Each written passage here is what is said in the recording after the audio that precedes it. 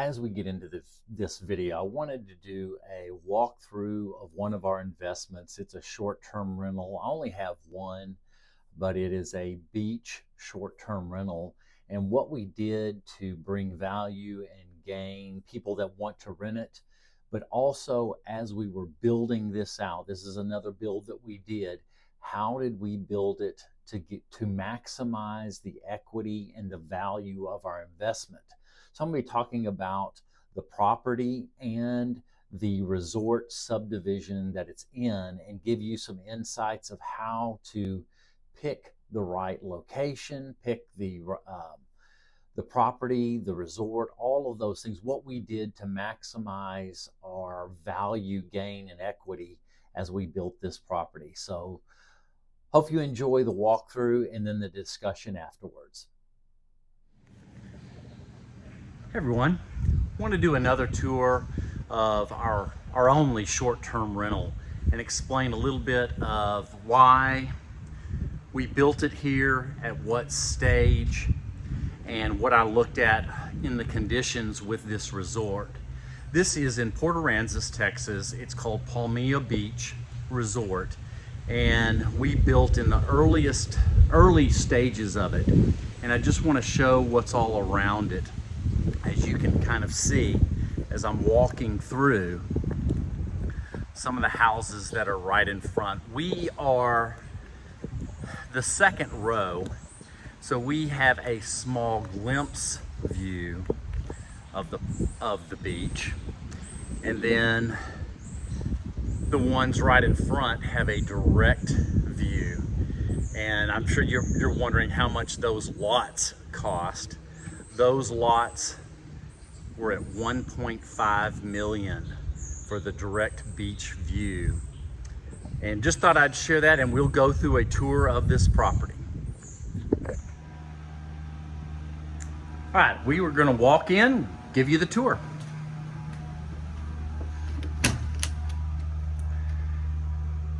This first area, second living, this is for, for the kids, is primarily where they hang out. But we do a theme in here with the turtles again.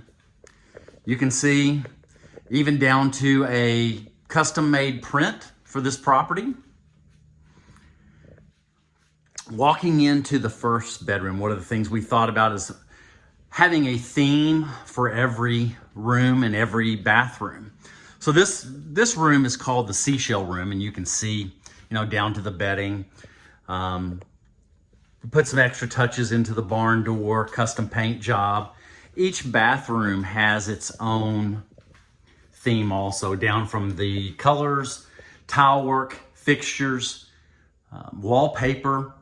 So this is the first one, en suite. It has its own tile work and look to it. You can see that. Even down to the granite and the quartz. This one here, I don't know if it can show up, but it does have a little sparkle to it that matches matches to the cabinet painting. Walk in here, back to that second living. Barn door here for the kids' double bunk bedroom. My wife did all the bedding, and this one had a lot of fish. And she added these shelves here so that she could put in toys for the kids and even some games. She thinks of things like that, of being here for a while and some fun things to do. This is a shared bathroom. Once again, you can see here we got the custom fixtures. Walking in, we had one bathroom we wanted to make sure there was a bathtub. A little bit of wallpaper here again, matches the coloring of the tile and the curtain here. Second bedroom downstairs. This is the anchor room. A little bit smaller, so what we did was we made this feature here with this board and batten and painted it so that it could be the headboard, just to give that extra 6 inches foot in this room, and then had the built-in nightstands with where the lights are right there. You can see that room. and we'll head upstairs.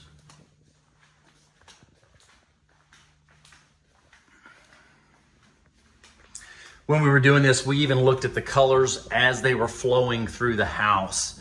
So we were walking through this design and down to the furniture. It took us almost a week to go room by room, looking at different colors, different finished features.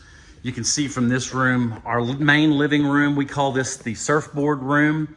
We even have the furniture that matches down to, we found a custom surfboard place, and so we had that made. And you can see walking into our kitchen. We did do a third row. We added that close to the end. We wanted to feature some of the decorations and even painted it the same color as the island, the backing of it, so that it would match down to the island. You can see here, we extended the island. We made it another 2 feet. This is a 10-foot island. Did a little bit of an offset here on the sides just to give it a little more depth to it. And I want to come back here. You can see the ceilings vaulted with shiplap down to even here in the living room.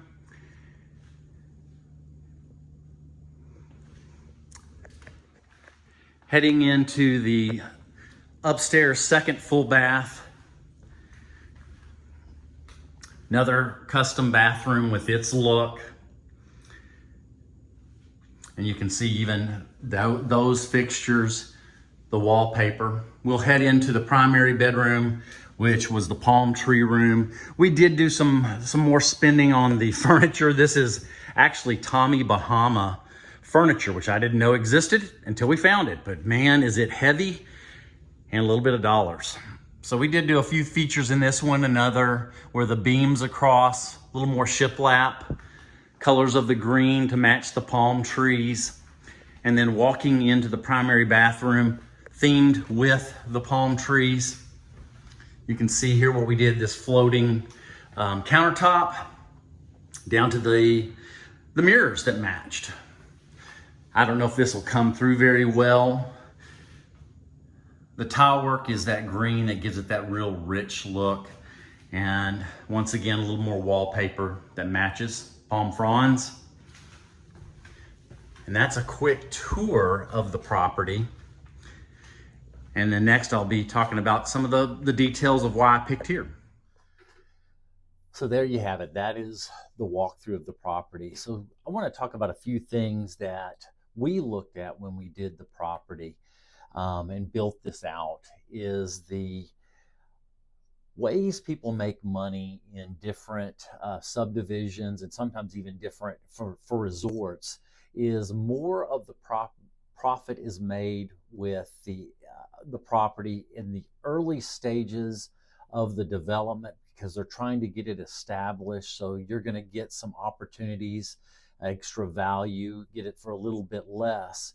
But then throughout the project, usually at the very end stages also, is when they're done with the property, they're ready to move on to the next subdivision or resort, is at the beginnings and at the end stages. And so when we looked at this resort, we were purchasing at the front end and the first, with the amount of houses that are here, the first 10-15% of all the development of this resort. The other thing that I look at when I'm looking especially at a good subdivision or resort that has a lot of amenities that either have been developed or proposed for the resort, is you're looking for the financial strength of the owner of the subdivision. And so I looked at this property, and the owner was Red McCombs here in Texas. He was a billionaire. I knew he had the financial wherewithal to build out the amenities that they said they were wanting to have. So I made sure that I, not only am I looking at the resort, I'm looking at who owns the resort, and do they have the financial strength to build out all the amenities that have been proposed. Because I've seen subdivisions and different resorts where they run out of money, they didn't have the financial strength, and then the people that have purchased are left holding the bag. Maybe they paid a premium for what the proposed um, resort was going to be, or the subdivision was going to be, and then those never materialize. So I looked at those kind of things when I'm looking at the initial part of, do I even want to look at this property? The other thing I looked at in this property is I looked at it being on an avenue. The avenues within this resort had some extra features that just brought value to the houses that were on this. And even the local realtors there know these things also, because they've been stated to me. And so in this resort, there are certain streets that have avenues that they actually, the owner of the resort, plant palm trees that line the avenues, and which adds an extra just looking nice, especially in a beach community. Having the street lined with big palm trees just adds a lot of appeal. The other thing on this avenue, you're looking at location. And so, of course, I could not afford that first row. Like I described, the first row, these are lots that are at 6,000 square feet, and they are selling right now even for $1.5 million just for 6,000 square feet of sand that overlooks the beach. This is in, like I said, Port Aransas, Texas, looking over the now Gulf of America. And so location after that, what could I afford? So I was looking at as close to the front row as I could afford, and found this second row. Now, granted, the property prices then were a lot lower because they were trying to establish the resort. And so we were looking at the subdivision. We could look at a few of the lots that were on the second row on this avenue. And if you look in different subdivisions, they price properties based off location and views, and especially in a beach. This is actually on an island. It's called Mustang Island. So we're on the island here off the coast of Texas, and it's all about the views. And so I was looking at these different lots, and I happen to see, every now and then you see it, because I've worked with builders building out subdivisions. They did not price this one right. They did not catch it. And this was an in-between lot between two front row houses. So there would be a permanent, not that it was huge, it was a permanent 20-foot opening between the two houses. We would have a permanent view to the Gulf. And the other lots like that had premiums of $100,000 premium price for the ones with the views, and they missed this one.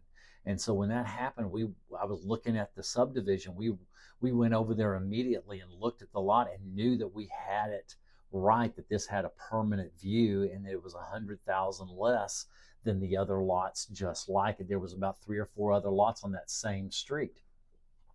So of course we put a contract on it. And I want to give out a shout out to Palmilla Beach.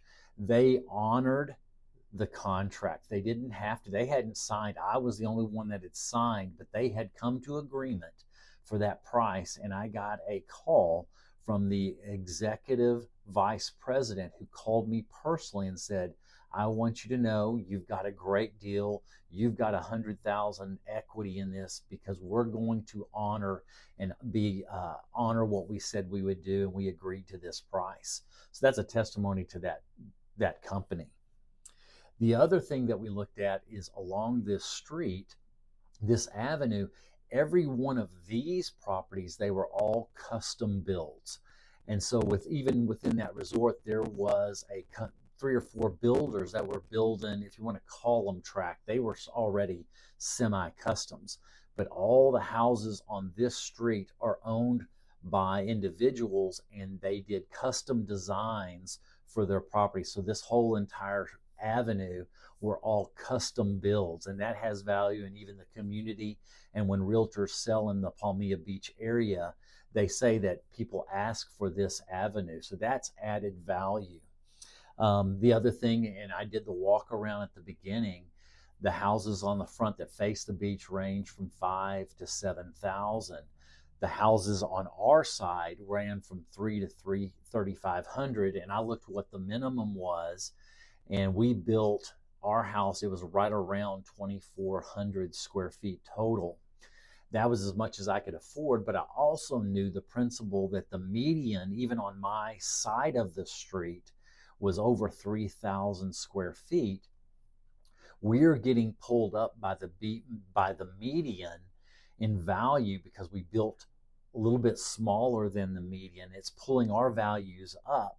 The other thing we worked on is I've done a lot of design. I got out my graph paper and literally drew out the plan that I wanted and then got with the architect to finalize it. But we designed it being it 3 stories. The third story was kind of an eagle's nest where it was a deck up top to live and be able to see the beach. And we designed it with as little hallway space as possible. So when you're doing any design, be it for multifamily, single family, the least amount of hallway space is the best. And so we were able to perfect this, and we were the only space we have that's like hallway is just the stairs going from the first floor to the second floor. So there's literally no other hallway space. And so it lives a whole lot larger than the 2,400. And I've asked independently from people that have stayed at our house and even friends that have stayed that don't know the square footage. And I had asked them, I said, how big do you think this house is? How big does it live? And they universally, every one of them says 3,000 square feet. And I believe it's a lot of that is because we don't have unusable hallway space. It has 2 living spaces.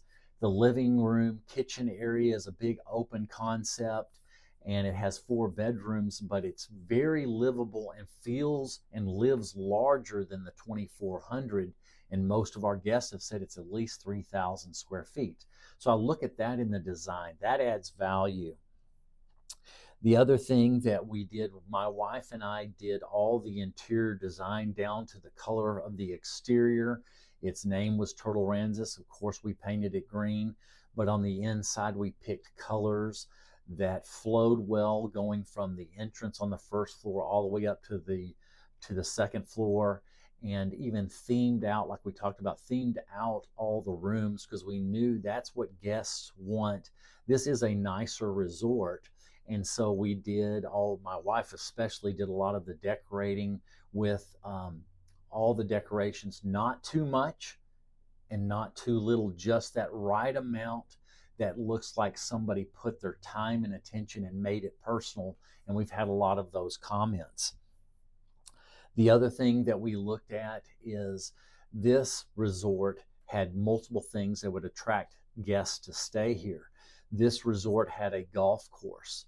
This resort had beach attendants. When you went down to the beach, our house is within walking distance of the boardwalk to the beach. Location is important. Even within this resort, the houses further away have less value.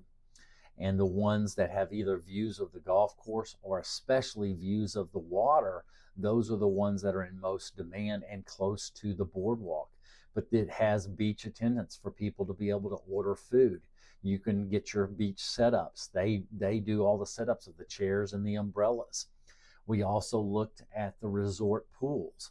And at that time, they were building the second pool, and it was a large, extra large resort style pool that you see at many of the really nice other resorts, where we had a swim up bar and lots of little coves, and they did not spare the expense because this was owned by somebody that had the money to build out the amenities. And even now they're building a couple of pickleball courts and a playground the playground is like a broken down pirate ship that's going to be right beside the big pool. And these little things are the things that I was looking at that would bring value to my property to make it attractive to renters on a short-term basis, but also long-term value and build the equity in the property. So those are some of the things that I did: building smaller, location, the strength of the resort owner, and how we designed the house and themed it out to bring extra value and to help grow the equity in the property. So I thought I'd share that at the end as you've gotten to see a tour of Turtle Ranzas.